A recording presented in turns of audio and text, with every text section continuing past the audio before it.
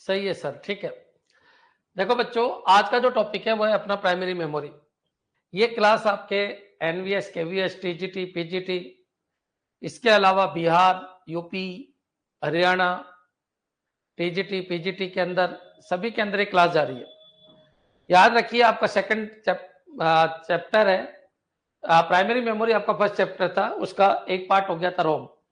आज अपन रैम और केस के बारे में चर्चा करेंगे।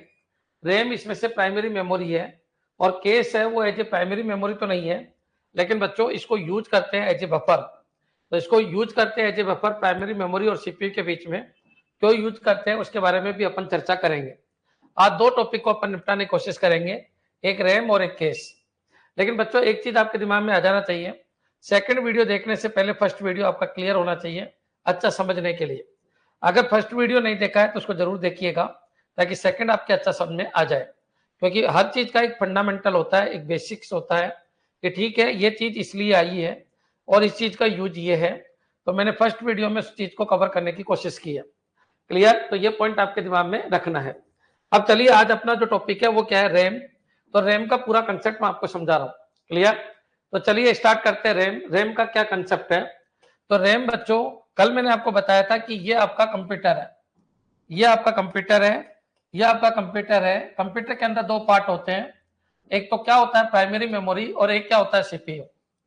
कंप्यूटर दो चीज से मिलकर बना है, एक प्राइमरी मेमोरी और एक सीपीयू, ये दोनों मिलकर आपका कंप्यूटर है।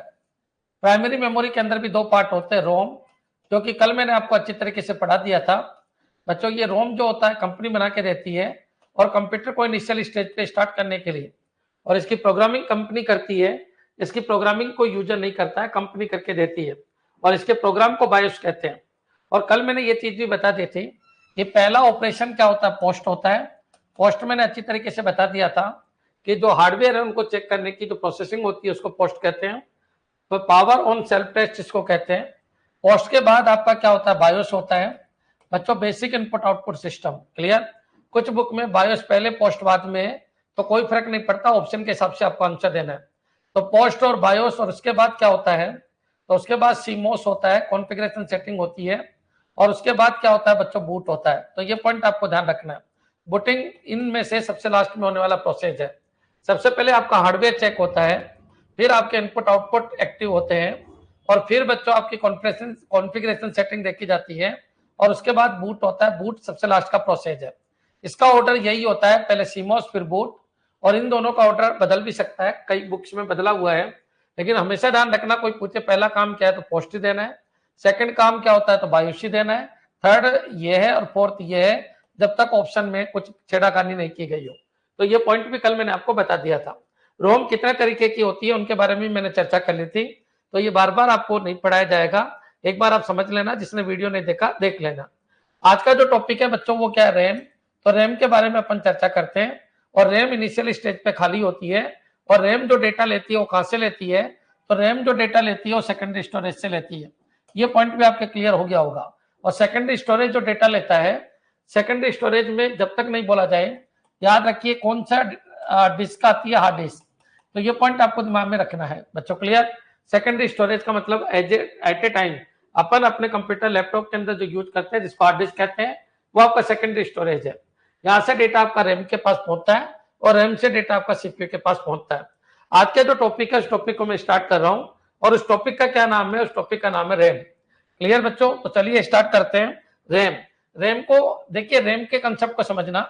जो ये रैम होती है ये इनिशियल स्टेज के ऊपर, याद रखना रैम में आने वाला पहला प्रोग्राम आपका ओएस है। ये पूरी की पूरी आपकी रैम है, और रैम में ओएस कब आया, बूट होने के बाद आया।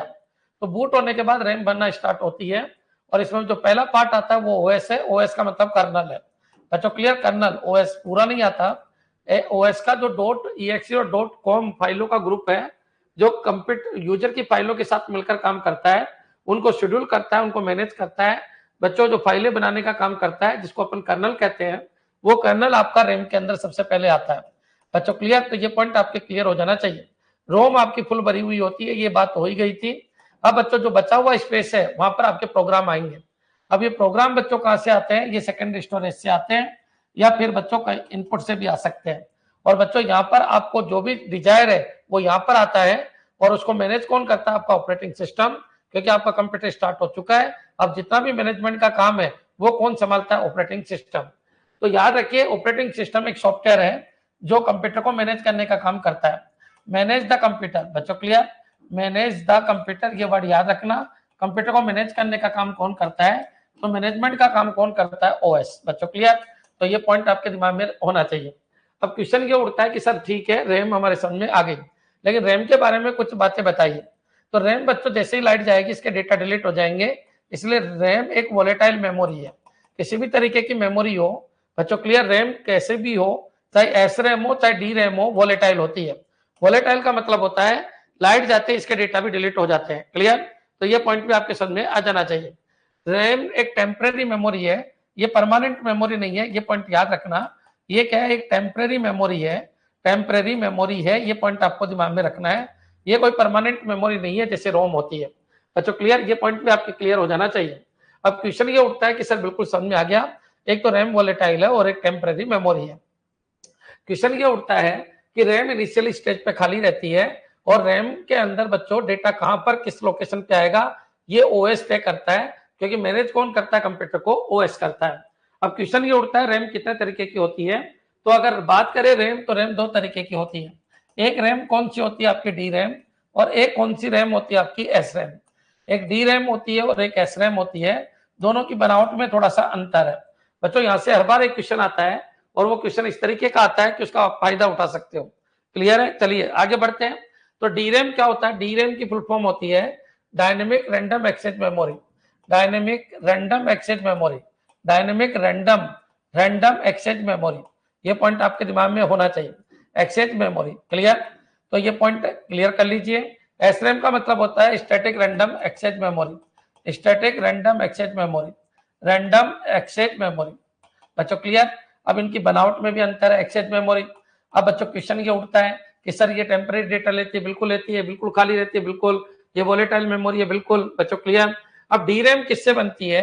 तो डी रैम में एक डी रैम का फ्लिप फ्लॉप, फ्लिप फ्लॉप क्या होता है? तो फ्लिप फ्लॉप एक सर्किट होता है, फ्लिप फ्लॉप एक सर्किट होता है। बच्चों क्लियर? याद रखना, फ्लिप फ्लॉप, बच्चों क्लियर? फ्लिप फ्लॉप एक सर्किट होता है जो 1 बिट होल्ड करता है, 1 बिट होल्ड करता है। बच्चों क्लियर? अगर देखा जाए तो 1 बिट का मतलब क्या होता है? तो याद रखिए 0 वोल्ट अगर है, 0 से लगा के 1 वोल्ट तक है तो इसको 0 ही काउंट करते हैं, और 1 से लगा के 2.5 वोल्ट तक है तो बच्चों इसको अनडिफाइंड फॉर्मेट बोलते हैं। क्या बोलते हैं? अनडिफाइंड। बच्चों क्लियर? वोल्टेज के रूप में आपका डेटा सेव रहता है तो इसको अपन अनडिफाइंड कहते हैं। और 2.5 वोल्ट से लगा के अगर 5 वोल्ट है तो इसको अपन 1 कहते हैं।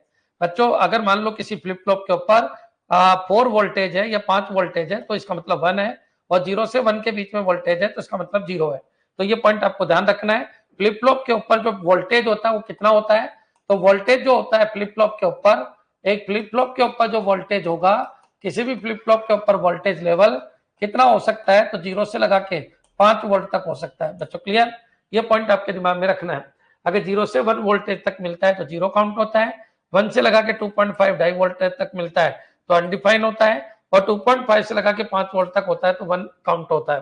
क्लियर? तो ये पॉइंट भी आपके समझ में आ जाना चाहिए। डी रैम का जो फ्लिप फ्लॉप होता है वो 1 बिट को होल्ड करता है, या तो 0 या 1 को। इसके अंदर एक ट्रांजिस्टर होता है और एक कैपेसिटर होता है। ये ट्रांजिस्टर, ये कैपेसिटर होता है। इसको बच्चों याद रखना, जो डी रैम होता है उसके अंदर एक तो ट्रांजिस्टर होता है, इसको क्या बोलते हैं? ट्रांजिस्टर। और इसको क्या बोलते हैं बच्चों? कैपेसिटर। और कैपेसिटर के रूप में ही डेटा यहाँ पर स्टोर होते हैं।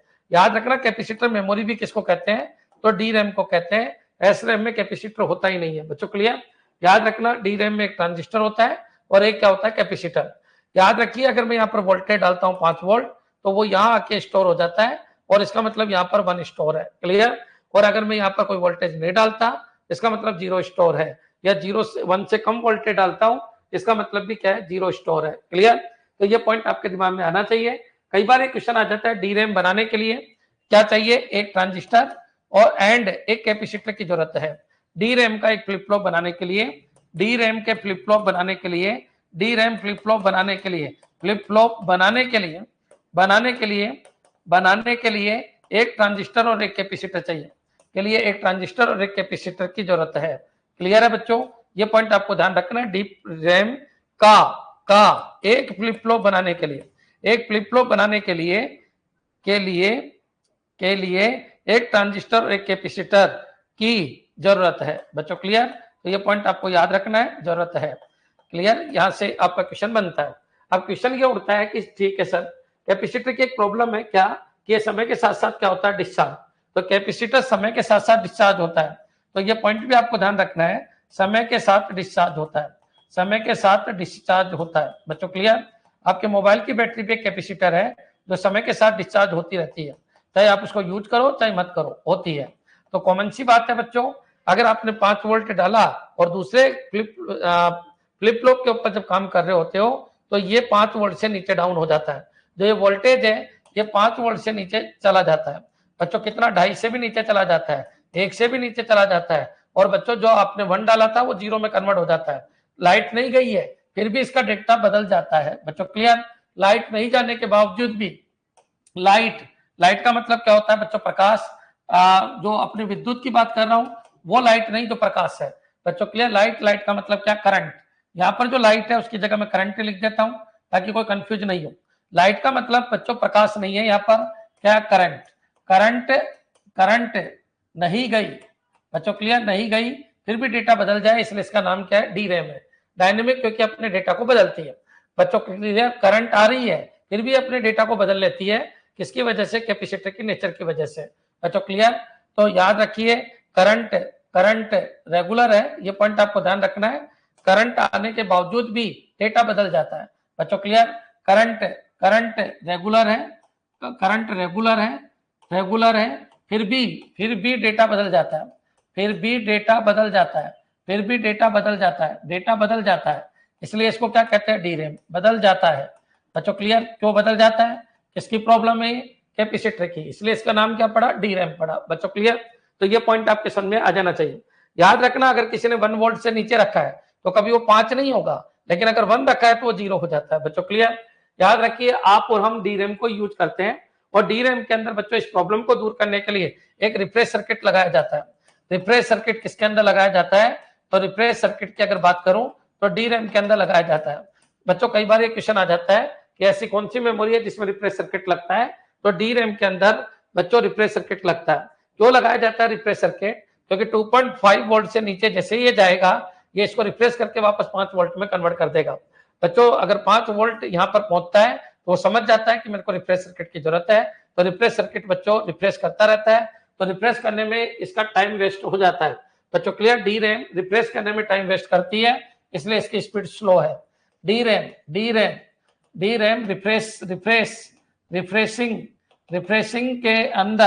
रिफ्रेशिंग के अंदर टाइम वेस्ट करती है, इसलिए इसकी स्पीड कम है। वेस्ट करती है इसलिए इसकी स्पीड कम है बच्चों। क्लियर? इसलिए इसकी स्पीड कम है, ये पॉइंट आपको ध्यान रखना है, इसलिए इसकी स्पीड कम है बच्चों। क्लियर? ये पॉइंट आपको ध्यान रखना है, स्पीड कम है बच्चों। क्लियर? दूसरी बात है कि इसका जो कॉन्फ़िगरेशन है वो छोटा है, एक कैपेसिटर और एक ट्रांजिस्टर चाहिए एक फ्लिप फ्लॉप बनाने के लिए, इसलिए सस्ती है। डीरैम एक सस्ती मेमोरी है, तो मेरे हिसाब से डीरैम बिल्कुल क्लियर स्टूडेंट यूज करते हैं, बहुत सस्ती होती है। 1 GB डीरैम 600 रुपए के से लगा के 1000 रुपए तक आपकी आ जाती है बच्चों। क्लियर?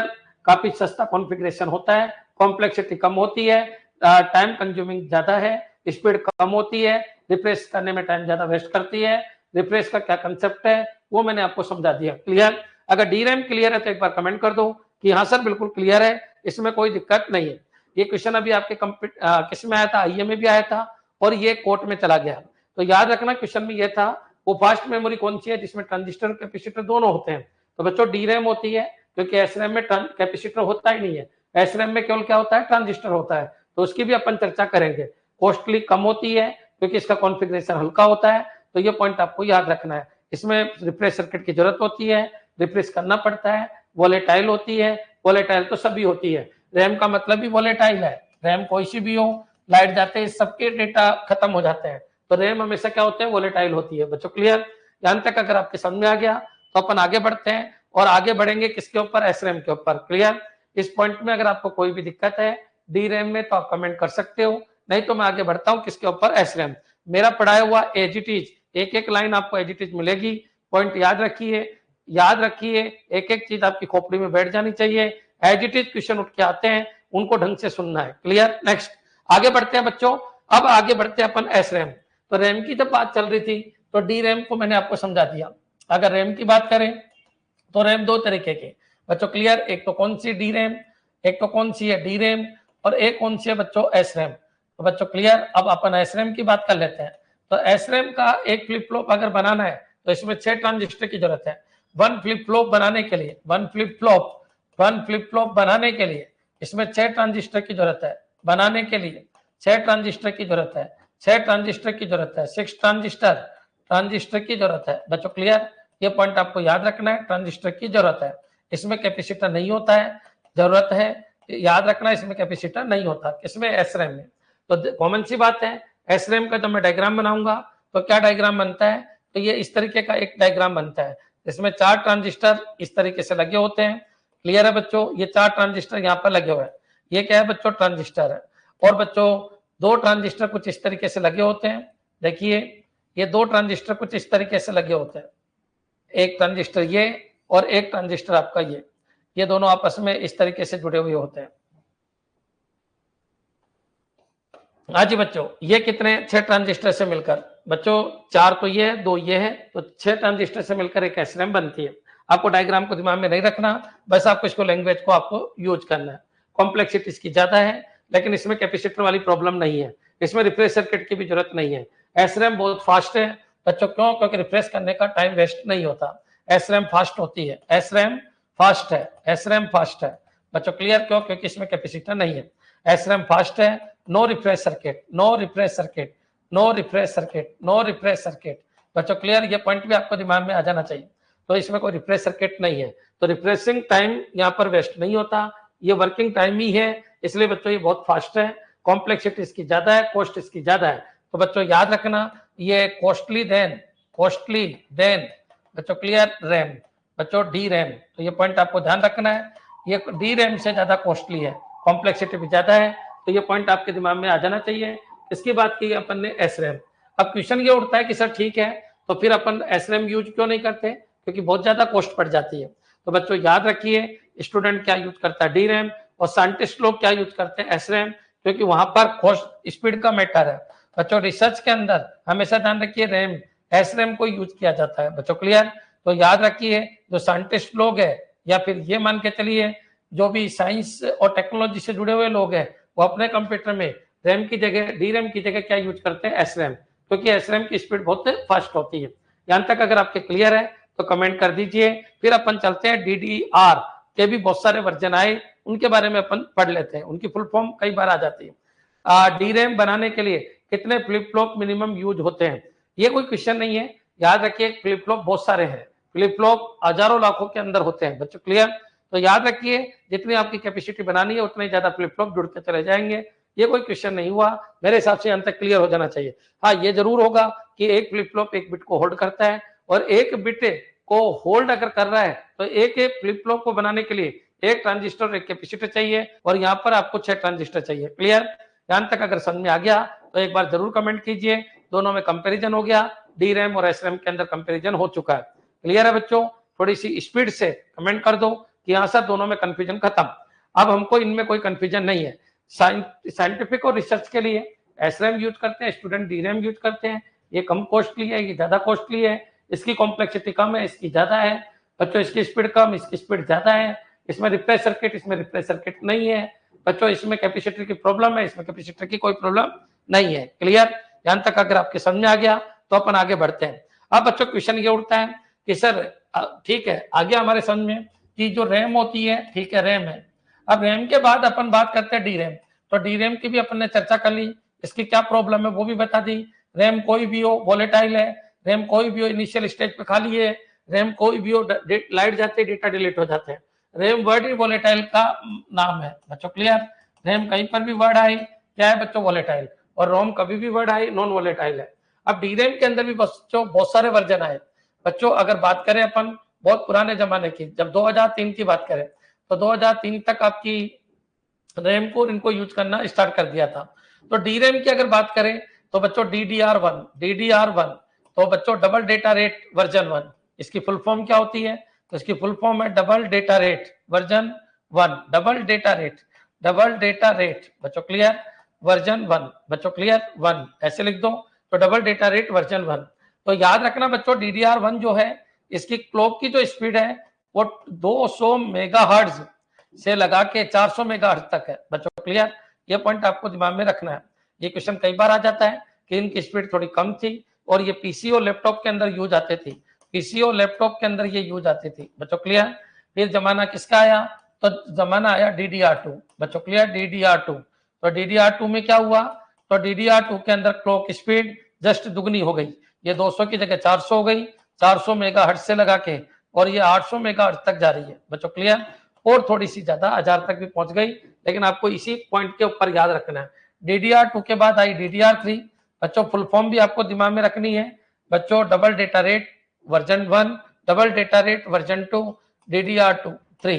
तो DDR3 बच्चों वही 800 से लगा के, 800 मेगाहर्ट्ज से लगा के 1600 मेगाहर्ट्ज, और थोड़ी और ज्यादा भी अपन बोल सकते हैं। आपको तो केवल इशारा चाहिए क्योंकि ऑब्जेक्टिव पेपर चाहिए बच्चों क्लियर। नेक्स्ट फिर आई बच्चों DDR4।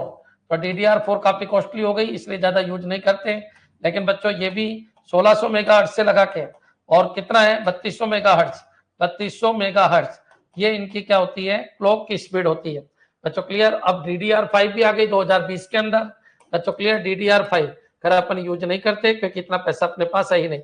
इनकी स्पीड 3200 मेगाहर्ट्ज से लगा के बच्चों कितना है? तो 6400 मेगाहर्ट्ज तक है बच्चों क्लियर। तो ये पॉइंट आपको दिमाग में रखना है। DDR6 DDR7 अभी तक नहीं आई है, तो ये याद रखना। ये पीसी और लैपटॉप में चलता है, ये भी पीसी और लैपटॉप के अंदर यूज करते हैं बच्चों। सर्वर में स्पीड बहुत चाहिए तो इसकी ये सर्वर, पीसी लैपटॉप सर्वर इनके अंदर यूज आ जाता है, और बच्चों याद रखना कॉस्ट बढ़ जाती है। DDR3 की कॉस्ट बहुत ज्यादा है। DDR4 की अगर मैं बात करूं तो सर्वर के साथ साथ ये तो बच्चों ये काम तो इसमें भी चल रहा है, ये लैपटॉप पीसी इसमें भी लगा सकते हो, लेकिन सर्वर के साथ साथ DDR4 बच्चों किसमें? एआई प्रोडक्ट के अंदर यूज आने लग गई बच्चों क्लियर। एआई गेमिंग क्लियर इनके अंदर यूज आने लग गई। और बच्चों अगर मैं बात करूं तो ये भी एआई और गेमिंग के अंदर यूज आने लग गई क्लियर।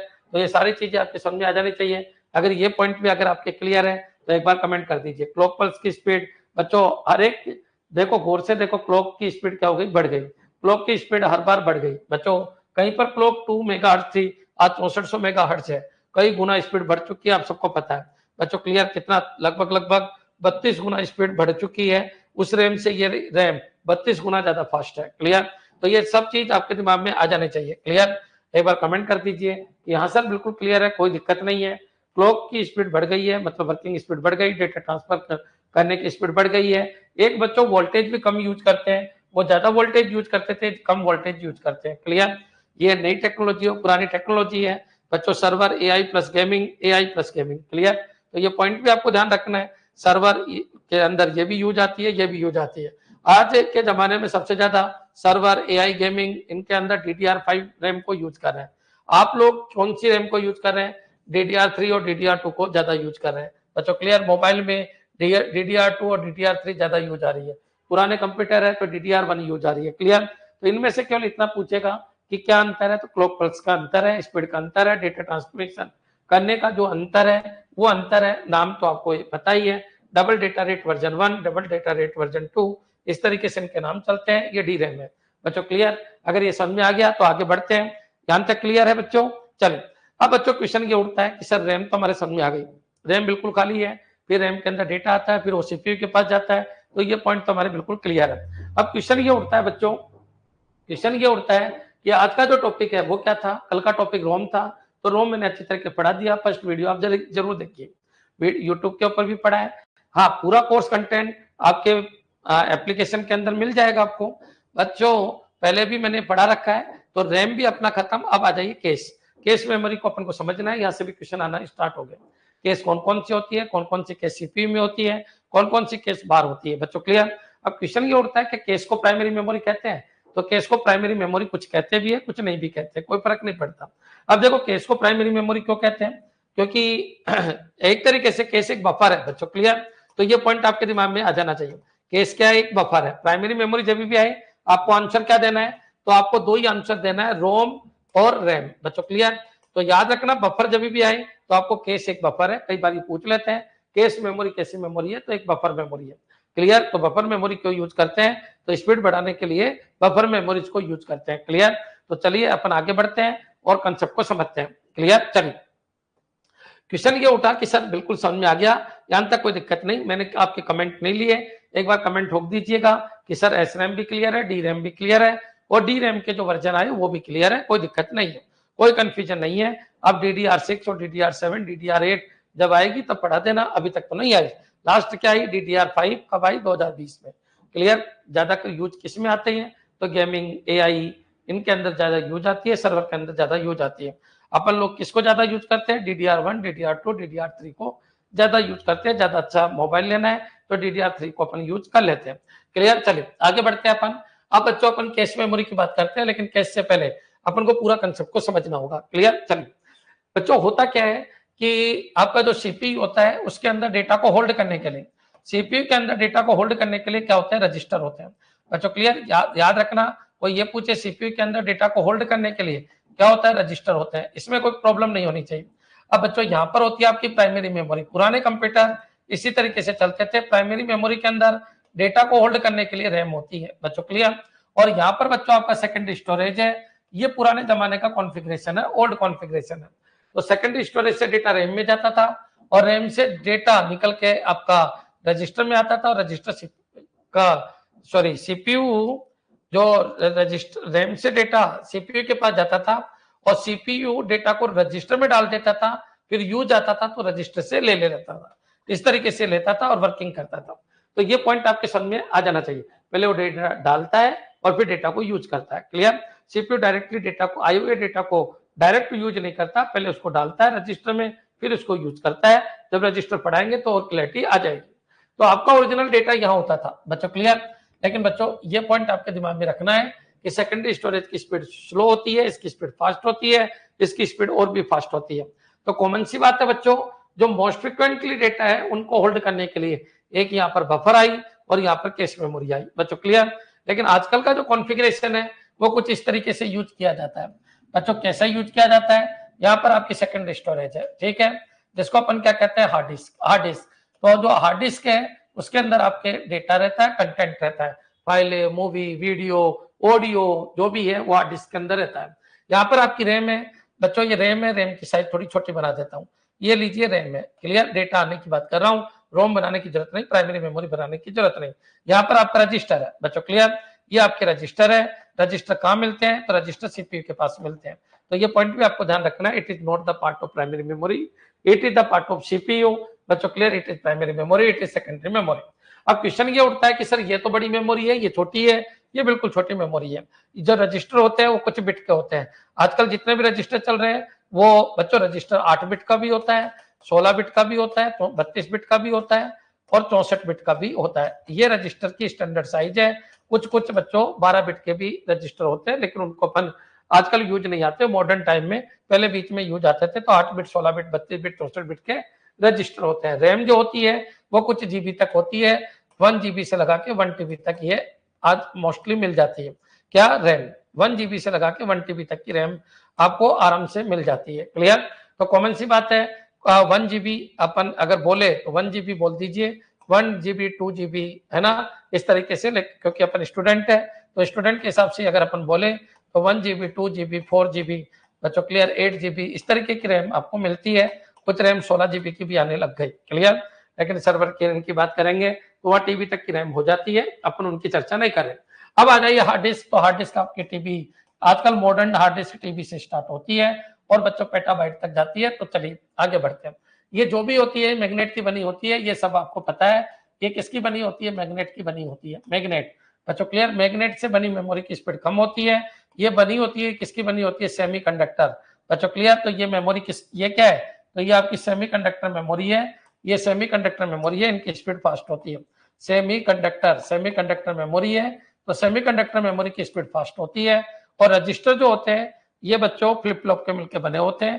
इन फ्लिप फ्लॉप, बच्चों क्लियर, कुछ छोटे मोटे फ्लिप फ्लॉप, तो बच्चों इनकी स्पीड क्यों? क्योंकि इनमें इतना ज्यादा मैपिंग करने की जरूरत नहीं होती, इसलिए रजिस्टर की स्पीड फास्ट है। कोई पूछे इनमें से स्पीड फास्ट किसकी है, तो इनमें से फास्ट स्पीड रजिस्टर की है। अब बच्चों क्वेश्चन ये उठता है कि सर इसकी स्पीड कम है, इसकी स्पीड ज्यादा है, तो स्पीड को मिसमैच होने से रोकने के लिए यहाँ पर एक मेमोरी लगाई जाती है जिसका नाम है कैश मेमोरी।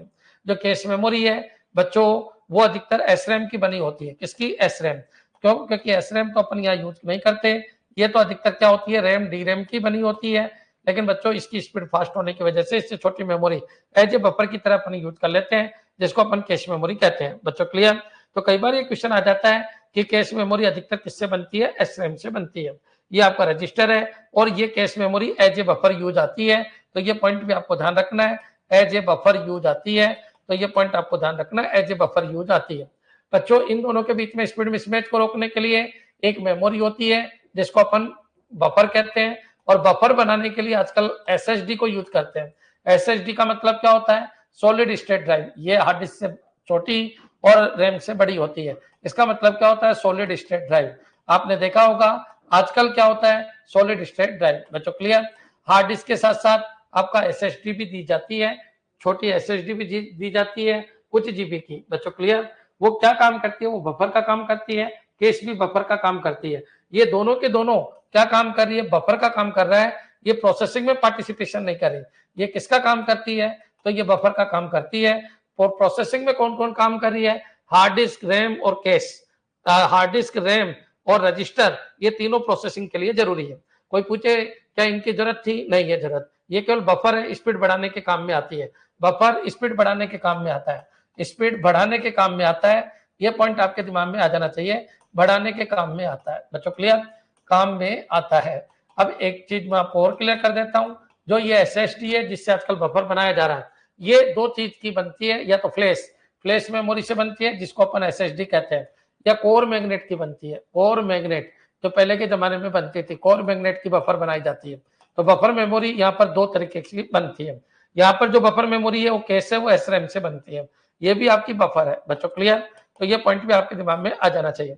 तो याद रखना, ये प्रोसेसिंग में पार्टिसिपेशन नहीं करती, ये केवल स्पीड बढ़ाने के काम में आती है। कौन? कैश और बफर और रैम और रजिस्टर और सेकेंडरी स्टोरेज के बिना आपका कंप्यूटर चल ही नहीं सकता। ये प्रोसेसिंग के अंदर पार्टिसिपेशन करती है। बच्चों क्लियर? ये सीपीयू के अंदर होता है, कुछ केस सीपीयू के अंदर होती है, कुछ केस बाहर होती है। रैम बच्चों बाहर होती है, मदरबोर्ड पे होती है, बफर बाहर होती है और हार्ड डिस्क बच्चों बाहर होती है। बच्चों क्लियर? ये पॉइंट भी आपके समझ में आ जाना चाहिए। क्या ये क्लियर है? क्लियर है बच्चों? एक बार कमेंट कर दीजिए कि हाँ सर बिल्कुल समझ में आ गया, अब कोई दिक्कत नहीं है। कि ठीक है, हार्ड डिस्क और रैम के बीच में स्पीड मिसमैच को रोकने के लिए या स्पीड बढ़ाने के लिए एक बफर को यूज किया गया जिसका नाम है क्या है? एसएसडी, या पहले की अगर बात करें तो कोर मैग्नेट। क्लियर? एक बार कमेंट कर दीजिए। एसएसडी एचडी का काम करती है ना सर? हार्ड डिस्क का काम करती है, बिल्कुल करती है। अगर किसी के पास पैसा है तो हार्ड डिस्क को हटा दो, उसकी जगह आप एसएसडी को यूज कर लो। और किसी कोई गरीब व्यक्ति है, कोई कमजोर व्यक्ति है, कम पैसा है, तो हार्ड डिस्क की जगह हार्ड डिस्क यूज कर लो और दोनों के बीच में एसएसडी को यूज कर लो। क्लियर? ये पॉइंट भी आपके समझ में आ गया होगा। अब क्वेश्चन ये उठता है कि सर हाँ ये सारी चीज तो हमारी बिल्कुल क्लियर है, अब थोड़ा सा अपन आगे बढ़ते हैं। अब बच्चों क्वेश्चन ये है कि सर एक बार इनकी वर्किंग भी समझा दीजिए। तो बच्चों वर्किंग ये है कि आपका ये सीपीयू है, ठीक है, ये आपका सीपीयू है और सीपीयू के पास क्या होता है? रजिस्टर होता है। तो ये लीजिए आपके रजिस्टर है, और रजिस्टर दो तरीके के होते हैं, एक जनरल पर्पज, एक स्पेशल पर्पज, जो उनकी बाद में बात कर लेंगे। लेकिन अभी तो तुम इतना समझ लो कि यहाँ पर क्या होता है? रजिस्टर होता है। बच्चों क्लियर? यहाँ पर क्या होता है? आपका रजिस्टर होता है। अब क्वेश्चन ये उठता है कि आपका जो डेटा है सर फ्लिप फ्लॉप कोई स्टोरेज यूज करता है क्या? फ्लिप फ्लॉप तो स्टोरेज बनाने के काम में आता है, कोई भी अगर मेमोरी बनाते हैं तो फ्लिप फ्लॉप से बनती है। तो ये पॉइंट आपको ध्यान रखना है। फ्लिप फ्लॉप सेमीकंडक्टर मेमोरी बनाने की एक यूनिट है बच्चों। क्लियर? जो ट्रांजिस्टर और कैपेसिटर से मिलकर बनता है। अगर डी रैम की बात करें तो, और एस रैम की बात करें तो केवल ट्रांजिस्टर से मिलकर बनता है, जो ओनली 1 बिट डेटा को ही होल्ड करता है। क्लियर है यहाँ तक? अगर ये समझ में आ गया तो एक बार बिल्कुल एएलयू के अंदर होते हैं ये जो सर्किट बनता है, जितना भी सर्किट है, एडर, सबट्रैक्टर, मल्टीप्लेक्सर, क्लियर, वो भी एएलयू के अंदर होते हैं। तो ये पॉइंट याद रखना सर्किट बनाने के लिए। या स्टोरेज, देखिए फ्लिप फ्लॉप क्या है? तो फ्लिप फ्लॉप ऐसे सर्किट है जो डेटा को याद रखते हैं, या मेमोरी सर्किट फ्लिप फ्लॉप को बोलते हैं। सर्किट दो तरीके के होते हैं, कॉम्बिनेशनल और एक होते हैं सिक्वेंशियल। कॉम्बिनेशनल सर्किट जो भी होते हैं जैसे एडर, सबट्रैक्टर, तो इनको याद करने की जरूरत नहीं पड़ती, कैलकुलेशन परफॉर्म करते हैं और आउटपुट देते हैं। जो कैलकुलेशन परफॉर्म करके आउटपुट देते हैं उनको कॉम्बिनेशनल सर्किट कहते हैं। और बच्चों जो आउटपुट तो देते हैं लेकिन याद भी रखते हैं, उनको सीक्वेंशियल सर्किट कहते हैं। बच्चों क्लियर? मतलब जिनके अंदर पुरानी चीजें याद रहती है, मतलब फीडबैक लगते हैं पुरानी चीजों के, तो उनको सीक्वेंशियल सर्किट कहते हैं। क्लियर? तो फ्लिप फ्लॉप एक सीक्वेंशियल सर्किट है, ये पॉइंट आपको याद रखना है। ये याददाश्त वाले सर्किट है, अगर मैं इसके ऊपर जाऊंगा तो बहुत टाइम वेस्ट हो जाएगा। क्यों? क्योंकि पहले से ही मैंने डिजिटल के अंदर फ्लिप फ्लॉप पढ़ा रखा है, एक बार वहां से देख लेना। क्लियर? लेकिन एक चीज मैंने आपको बता दी, flip flop is a sequential circuit. Clear? तो जिस समय आपको डिजिटल पढ़ाई जाएगी उस समय आपको बता देंगे, बाकी डिजिटल आपके अकाउंट में डाल रखी है, वहां से जरूर देख लीजिएगा फ्लिप फ्लॉप क्या होता है, कैसे करते हैं। SR flip flop, JK flip flop, D flip flop, T flip flop, ये सारे के सारे मैंने आपको पढ़ा रखे हैं। क्लियर? चलिए आगे बढ़ते हैं अपन। तो बच्चों ये सीपीयू है, ये रजिस्टर है, और यहाँ पर क्या होता है, तो यहाँ पर बच्चों आपकी क्या है, रैम है। बच्चों क्लियर? ये रैम है, जो प्रोसेसिंग की बात कर रहे हैं, तो ये रैम है। और यहाँ पर क्या है, तो यहाँ पर आपकी हार्ड डिस्क है। बच्चों क्लियर? तो यहाँ पर आपकी हार्ड डिस्क है, हार्ड डिस्क है। अब बच्चों इस हार्ड डिस्क से डेटा आया, तो डेटा पूरा की पूरी जॉब एक साथ आती है, क्लिक करते ही जॉब एक साथ आती है। स्पीड बढ़ाने के लिए अगर मान लो रैम इसके साथ वर्क कर रही है, तब तक ये डेटा फास्ट मेमोरी के अंदर आ जाता है, फास्ट मेमोरी के अंदर आ जाते हैं। एक बार बताइए फास्ट मेमोरी कौन सी है, तो फास्ट मेमोरी आपकी एसएसडी है। यहाँ से डेटा अब ये जुड़ा रहता है रैम से, तो रैम जब तक इससे वर्क कर रही है, जिस पे क्लिक किया वो डेटा यहाँ पर आ जाता है। अब आपको यहाँ से डेटा उठाने की जरूरत नहीं, आपको डेटा एसएसडी के अंदर मिल जाएगा, तो स्पीड बहुत फास्ट हो जाती है।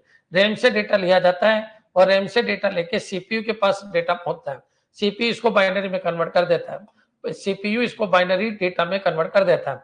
अब बाइनरी मतलब आप सबको पता है, बिट डेटा में कन्वर्ट कर देता है। बिट डेटा का मतलब समझ में आ गया होगा, बिट डेटा यानी 1-0 के फॉर्मेट में कन्वर्ट कर देता है।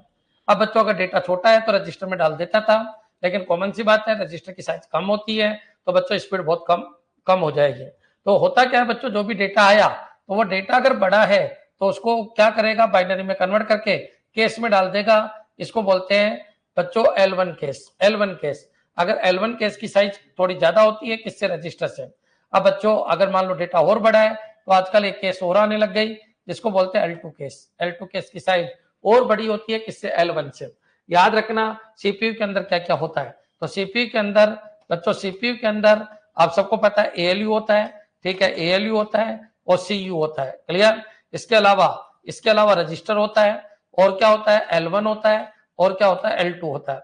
और इनका कॉन्फ़िगरेशन ऐसे ही होता है, पहले सीपीयू ने जो भी कन्वर्ट किया पहले रजिस्टर में आ सकता है तो रजिस्टर में डालता है, रजिस्टर से बड़ा है तो L1 में डालता है, उससे भी बड़ा है तो L2 में डालता है। तो कॉन्फ़िगरेशन इसी तरीके से होगा, रजिस्टर की साइज छोटी होती है, उससे बड़ी L1, उससे बड़ी L2। अब बच्चों क्वेश्चन ये उठता है कि सीपीयू के अंदर ये सारी की सारी मेमोरी होती है, रजिस्टर भी सीपीयू का पार्ट है, L1 भी सीपीयू का पार्ट है, L2 भी सीपीयू के अंदर ही होता है। सीपीयू आपने देखा होगा जो फैन होता है उसके नीचे सीपीयू लगा होता है। बच्चों क्लियर? तो L1 L2 सीपीयू के अंदर ही होती है, ये पॉइंट भी आपके क्लियर हो जाना चाहिए। अब क्वेश्चन ये उठता है, अब नई एक मेमोरी और आई है जिसको बोलते हैं केस L3। तो बच्चों जो L3 है वो सीपीयू का पार्ट नहीं है, वो मदरबोर्ड का पार्ट है, मदरबोर्ड का पार्ट है, ये पॉइंट आपको ध्यान रखना है। लेकिन रजिस्टर, अगर डेटा रजिस्टर में आ सकता है तो रजिस्टर में, नहीं तो L1 में, नहीं तो L2 में, और बड़ा डेटा है तो वो किस में आता है, L3 के अंदर। लेकिन ये चारों के चारों मेमोरी बच्चों डेटा किसके रूप में होल्ड करती है, बाइनरी के रूप में होल्ड करती है। पहले डेटा सीपीयू के पास आता है, सीपीयू का जो सीयू है वो उसको डिकोड करता है और बाइनरी में कन्वर्ट कर देता है, फिर बच्चों फर्दर यूज के लिए रजिस्टर L1 L2 L3 में देखता है। अब मान लीजिए कोई वर्किंग हो रही है और वर्किंग में जो डेटा चाहिए तो वो कहाँ ढूंढा जाता है, वर्किंग डेटा को सबसे पहले रजिस्टर में ढूंढा जाता है, तो रजिस्टर में नहीं मिला तो फिर L1 में ढूंढा जाता है, फिर L1 में नहीं मिला तो L2 में ढूंढा जाता है, और L2 में नहीं मिला तो L3 में ढूंढा जाता है, फिर नहीं मिला तो फिर रैम में ढूंढा जाता है, और फिर रैम में भी नहीं मिला तो इसमें ढूंढा जाता है, इसमें भी नहीं मिला तो फिर यहाँ से वापस लिया जाता है।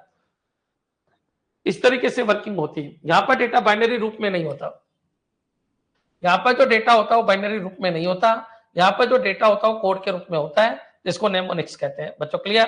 क्या कहते हैं, नेमोनिक्स। बच्चों क्लियर? तो ये पॉइंट आपके दिमाग में आ जाना चाहिए। तो यहाँ पर जो डेटा होता है वो नेमोनिक्स के रूप में होता है, असेंबली कोड के रूप में होता है, असेंबली कोड के रूप में होता है, या फिर ऑब्जेक्ट के रूप में होता है। डेटा कोई ना कोई ऑब्जेक्ट के रूप में होता है, जैसे आस्की ऑब्जेक्ट, बीसीडी ऑब्जेक्ट। बच्चों क्लियर? नाम सुना होगा, इसके रूप में आपका डेटा रहता है। लेकिन यहाँ पर जो डेटा है वो शुद्ध बाइनरी में कन्वर्ट हो जाता है, मतलब कैलकुलेशन डेटा में कन्वर्ट हो जाता है। तो ये पॉइंट आपके दिमाग में आ जाना चाहिए। तो ये याद रखना, सीपीयू के अंदर एएलयू, सीयू, रजिस्टर L1 और L2 ये रहते हैं। बच्चों क्लियर? तो ये पॉइंट आपके दिमाग में आ जाना चाहिए। ये पॉइंट अगर आपके समझ में आ गया कि वर्किंग कैसे होती है तो एक बार कमेंट कर दो। केस ने क्या किया, स्पीड बढ़ाई, बफर ने क्या किया, स्पीड बढ़ाई। रैम प्रोसेसिंग में काम आता है, रजिस्टर प्रोसेसिंग में काम आता है, हार्ड डिस्क भी बच्चों डेटा को देती है प्रोसेसिंग के लिए। लेकिन बच्चों एसएसडी या फिर जिसको अपन बफर मेमोरी कहते हैं, जो पहले कोर मैग्नेट की बनती थी, ये फास्ट मेमोरी होती है, जो बच्चों फास्ट मेमोरी होने की वजह से इनको एज ए बफर यूज किया जाता है। कोई पूछ ले आपसे कि केस का यूज क्या है, अभी आया भी था एग्जाम में, तो मोस्ट फ्रिक्वेंटली डेटा को यूज करती है। मोस्ट फ्रिक्वेंटली बच्चों आजकल केसिंग का कंसेप्ट हर जगह आ रहा है।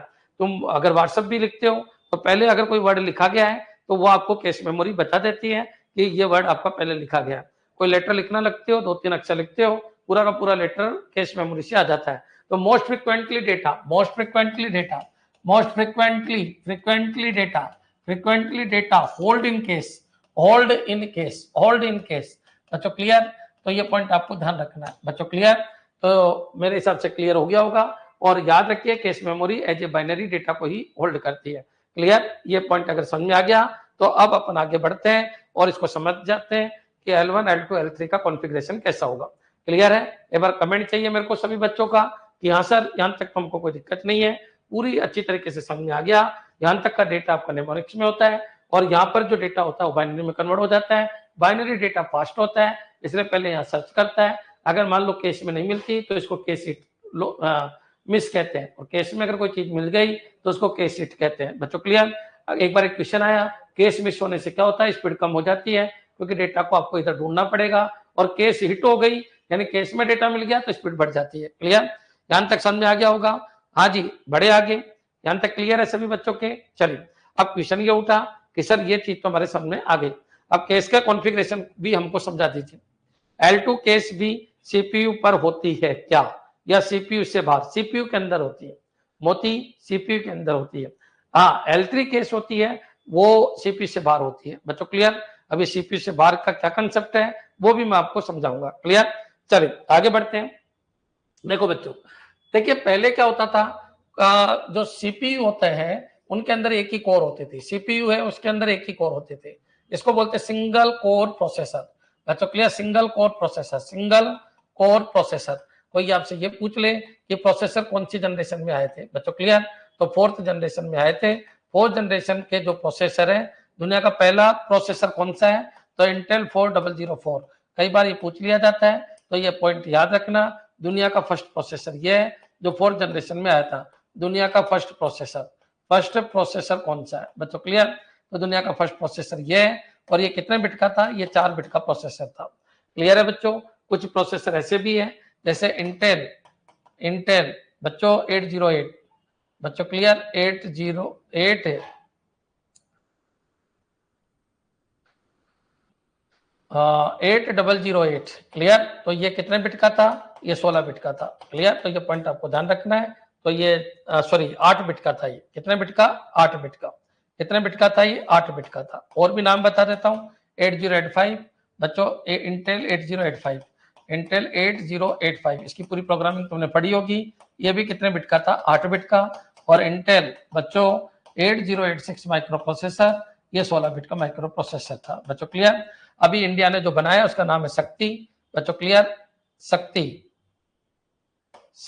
बच्चों क्लियर? शक्ति। और वो कितने बिट का है, वो 64 बिट का माइक्रो प्रोसेसर है। कब बनाया था इंडिया ने, तो इंडिया का फर्स्ट माइक्रो प्रोसेसर है, इंडियाज फर्स्ट माइक्रो प्रोसेसर कौन सा है, तो ये पॉइंट आपको याद रखना है। प्रोसेसर कौन सा है, तो बच्चों शक्ति 64 बिट का है, और ये 2018 में बनके तैयार हुआ था। बच्चों क्लियर? तो ये पॉइंट भी आपको दिमाग में रखना है। अब क्वेश्चन ये उठता है, दुनिया का फर्स्ट प्रोसेसर ये है। अब चलिए आगे बढ़ते हैं। तो दुनिया में जब आए तो सिंगल कोर प्रोसेसर आए, फिर धीरे धीरे क्या किया, इनमें कोर बढ़ती गई। बच्चों क्लियर? सीपीयू बच्चों सेंट्रल प्रोसेसिंग यूनिट है, इसमें बहुत सारे वर्किंग कोर हो सकती है। बच्चों क्लियर? जैसे मेरे अंदर एक ही दिमाग है, लेकिन रावण के अंदर 10 दिमाग थे, तो रावण मल्टी कोर प्रोसेसर था। लेकिन मैं सिंगल कोर प्रोसेसर हूँ क्योंकि मेरे अंदर एक ही दिमाग है। बच्चों क्लियर? देखिए सीपीयू क्या होता है, जो ये पूरी बाउंड्री है ये पूरे सीपीयू है। तो याद रखिए मैं सिंगल कोर प्रोसेसर हूँ, लेकिन रावण 10 कोर प्रोसेसर था। बच्चों क्लियर? तो चलिए अपन आगे बढ़ते हैं, समझने की कोशिश करना। तो बच्चों होता क्या है, जो सीपीयू होता है, सीपीयू तो एक बच्चों एक यूनिट है पूरी की पूरी। तो सीपीयू अब ड्यूल कोर प्रोसेसर आ गए। इसमें वर्किंग यूनिट 2 है बच्चों, क्लियर। तो ये कोर अलग है, ये कोर अलग है। तो प्रत्येक कोर के लिए ये कोर है, प्रत्येक कोर का अपना रजिस्टर होता है, प्रत्येक कोर का अपना L1 होता है, प्रत्येक कोर का अपना L2 होता है। चलिए मैं ऐसे बना देता हूं ताकि आपके अच्छी तरीके से समझ में आ जाए। बच्चों यहाँ पर क्या है, ये रजिस्टर है, ये एक आपका एक कोर है, इस कोर का अपना खुद का कोर, ये पूरी ले लेते हैं ताकि डायग्राम ढंग से बन जाए। ये कोर है बच्चों, क्लियर। कोर का खुद का एक रजिस्टर जोड़ा है, इसका ये कोर है, इस कोर का एक रजिस्टर है, ये रजिस्टर है क्या R, ये क्या है L1 है, और ये क्या है बच्चों इसकी L2 है। ये रजिस्टर है, ये क्या है L1 है, और ये क्या है बच्चों L2 है। ठीक है, इस तरीके से ये बना। ये भी बच्चों आपका एक कोर है, इस कोर का अपना खुद का रजिस्टर है बच्चों, क्लियर, जोड़ा है, इसका L1 है बच्चों, इसका L2 अपना सेपरेट है।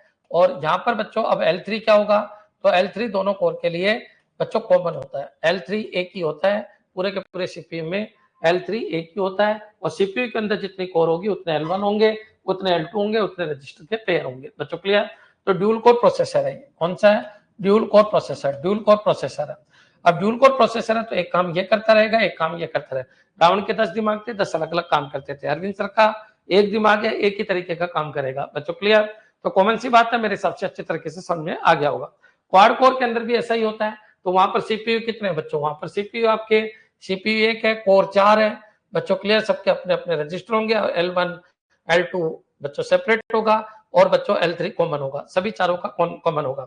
अगर स्पीड की बात करें तो स्पीड की बात भी अपन कर लेते हैं। स्पीड में सबसे ज्यादा स्पीड किसकी है, तो सबसे ज्यादा स्पीड आपके रजिस्टर की है। रजिस्टर से कम स्पीड L1, फिर उससे कम L2, और उससे कम किसकी होती है, L3। बच्चों याद रखना, ये तीनों के तीनों सीपीयू के पार्ट है बच्चों, क्लियर। ये बच्चों मदरबोर्ड के ऊपर होती है, किसके ऊपर होती है, मदरबोर्ड, मदरबोर्ड के ऊपर होती है, और सीपीयू से आउटसाइड होती है बच्चों, क्लियर। L3 के बाद क्या आ गई, तो बच्चों L3 के बाद आपकी रैम आ गई, और रैम के बाद आपकी रोम आ गई। तो ये पॉइंट आपको ध्यान रखना है, क्लियर। अब बच्चों क्वेश्चन ये उठता है कि ये जो जितनी भी L1 L2 L3 है, ये मोस्टली SRAM की बनाई जाती है, किसकी, SRAM की बनाई जाती है। और याद रखना, ये जितने भी L1 L2 L3 है, ये बाइनरी डेटा को होल्ड करते हैं। कौन से डेटा को, बाइनरी डेटा, बाइनरी डेटा को होल्ड करते हैं बच्चों, क्लियर। बाइनरी फॉर्मेट में डेटा को होल्ड करते हैं, क्योंकि इनको कन्वर्ट करने की जरूरत नहीं पड़े। रैम रोम के बाद बच्चों स्पीड किसकी है, तो स्पीड बफर की है। बफर का मतलब जैसे आपकी SSD है, कोर मैग्नेट है, कोर मैग्नेट है, इनकी मैं बात कर रहा हूं। तो ये पॉइंट भी आपके समझ में आ जाना चाहिए। बफर किसके बीच में लगती है, तो प्राइमरी मेमोरी, ये याद रखना। यहाँ पर स्टोरेज नहीं है, ये रोम स्टोरेज नहीं है। रोम एक कंप्यूटर को इनिशियल स्टेज पे स्टार्ट करने के लिए ये स्टोरेज है, लेकिन ये नहीं है। ये पॉइंट आपको ध्यान रखना है, रोम कोई स्टोरेज नहीं है। रोम तो बच्चों एक तरीके से पहले से ही भरी हुई होती है। बफर के बाद बच्चों आपकी किसकी स्पीड होती है, हार्ड डिस्क बच्चों, क्लियर। तो ये पॉइंट आपको दिमाग में रखना है। और हार्ड डिस्क है, इसी को सेकेंडरी स्टोरेज कहते हैं। तो ये पॉइंट भी दिमाग में रखना है, इसको क्या कहते हैं अपन, सेकेंडरी स्टोरेज, क्लियर। तो मेरे हिसाब से बिल्कुल क्लियर हो गया होगा किस तरीके से ये पूरा का पूरा काम होता है। तो एक पूरा कंसेप्ट मैंने आपको समझाया, प्राइमरी मेमोरी का क्या कंसेप्ट है। L3 शेयर्ड होती है, बिल्कुल होती है, क्लियर है बच्चों। एक बार कमेंट कर दो कि हाँ सर आज की पूरी क्लास हमारे समझ में आ गई, सारे कंफ्यूजन हमारे बिल्कुल क्लियर है। 2 मिनट दे रहा हूँ, जो भी क्वेश्चन पूछना है फटाफट पूछ लीजिएगा, क्लियर। किसी भी तरीके का सीपीयू बच्चों बड़ी चीज है, सीपीयू बड़ी चीज है, सीपीयू के अंदर कितनी भी कोर हो सकती है, क्लियर। तो डुअल कोर, क्वाड कोर बच्चों, हेक्सा कोर नाम सुना होगा, हेक्सा कोर है तो 16 कोर हो सकती है किसी सीपीयू के अंदर। वर्किंग यूनिट को कोर कहते हैं, क्लियर। वर्किंग यूनिट को क्या कहते हैं, कोर कहते हैं। ये पॉइंट भी आपके समझ में आ जाना चाहिए। तो मेरे हिसाब से आज रैम और केस बिल्कुल मैंने आपको समझा दिया, कौन सी स्पीड ज्यादा रहती है, किसकी स्पीड कम होती है, ये बिल्कुल क्लियर है। कोर टू ड्यूल क्या होता है, एक तो होता है ड्यूल कोर, और एक होता है कोर टू ड्यूल बच्चों, क्लियर। तो ड्यूल कोर और एक होता है कोर टू ड्यूल, इसमें से कोर टू ड्यूल बेस्ट है। कोर टू ड्यूल क्या होता है, वही होता है, बस उनको जो कॉन्फ़िगरेशन होता है ना वो थोड़ा सा अलग होता है बस। सर मदरबोर्ड किस मटेरियल का बना होता है, मदरबोर्ड किसका बना होता है, देखिए मटेरियल कुछ नहीं है। देखिए कोई ये पूछे सेमीकंडक्टर किसका बना होता है, तो सेमीकंडक्टर 2 होते हैं, सिलिकॉन और जर्मेनियम, क्लियर। तो अधिकतर जितने भी इक्विपमेंट्स लगे होते हैं मदरबोर्ड पे वो तो होते हैं सेमीकंडक्टर के। और मदरबोर्ड जो खुद होता है वो तो प्लास्टिक, या ये बोल सकते हो आप प्लास्टिक का बना होता है, और तो क्या बोलेंगे इसमें, क्लियर। चलिए और कुछ पूछना हो तो बताइए। लेकिन मदरबोर्ड के ऊपर जितने भी इक्विपमेंट्स लगे होते हैं सेमीकंडक्टर खुद सिलिकॉन या जर्मेनियम का बना होता है। क्लियर? और याद रखना क्या क्या हो सकता है, कैपेसिटर, ट्रांजिस्टर, इसके अलावा आपकी रैम रोम, ये सब मदरबोर्ड के ऊपर लगी होती है। मदरबोर्ड समझ में आ गया? चलिए, और कोई डाउट है तो बताइए। कल अपन आगे बढ़ेंगे, किसके ऊपर चलेंगे कल? मदरबोर्ड खुद जो बना होता है वो प्लास्टिक का या किसी का भी बन सकता है, मोस्टली प्लास्टिक का ही बना होता है। क्लियर? चलिए, अब कल अपन स्टार्ट करेंगे, किसकी चर्चा करेंगे कल? तो अपन सेकेंडरी स्टोरेज की चर्चा करेंगे। सेकेंडरी स्टोरेज से भी काफी क्वेश्चन आ जाते हैं। पिट क्या होता है, क्लियर, लैंड्स क्या होते हैं, सेकेंडरी स्टोरेज के अंदर साइज कैसे निकालते हैं, एड्रेस लाइन कितनी होगी, बस लाइन कितनी होगी, ये सारी चीज की चर्चा अपन कल करेंगे। क्लियर? धन्यवाद।